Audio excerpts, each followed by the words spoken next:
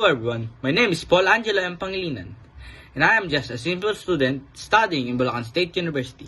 In this speech, I will talk about nature and environment. In our modern society, our environment and nature is polluted. Why? It is because of us, humans. We are not taking care of them. Instead, we are breaking them down. We humans don't have the authority to destroy them. How can we survive in this world if nature and environment is destroyed? So, instead of destroying them, take care of them. How can we take care of nature? First example, if you cut trees, replace them with more trees. Because if you cut trees and don't replace them, how can plant go down? You didn't know either. Trees suck water and then drag them down 200 feet, and trees prevent soil erosion. Second example, healthy environment means healthy living. What does this mean? If you have a good working environment and living environment, you will have a healthy living and more prevention of diseases. But how can we make our environment clean and disease free? First is to clean our home daily. Remove unnecessary things that can pollute and be a home of a bacteria. Second is the surroundings you're living on.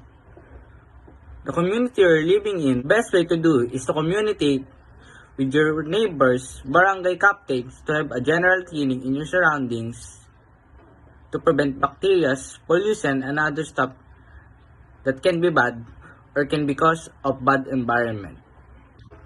Third example, taking care of normal animals and the extinct ones, like Philippine eagle, tarsiers, turtles, tamaraw, etc.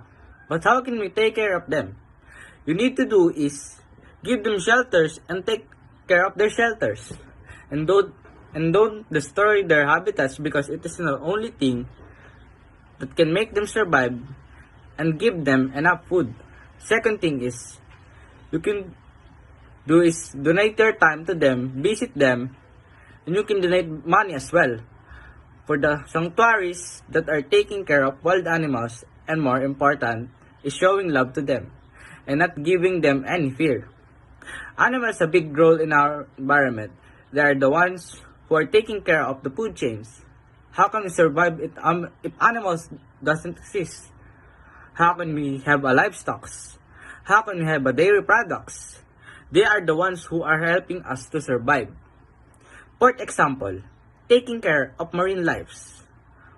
Marine lives, or fish and more, has a big role in our environment. They store nutrients for the microorganisms to survive. But how can we help them? First, avoid dynamite fishing, because this kind of fishing has a bad impact on marine life.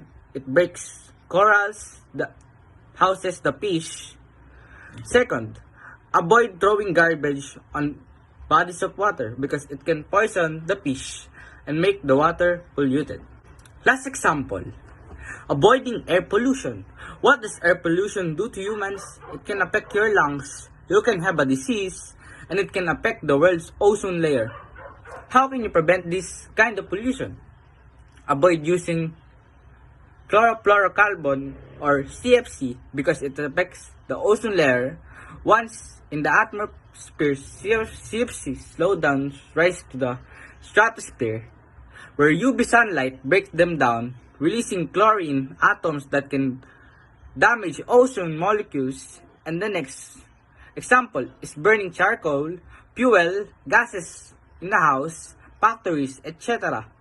These things emitted carbon dioxide that can pollute the air. But always remember that our nature and environment are only borrowed, so we need to take care of them before it's too late.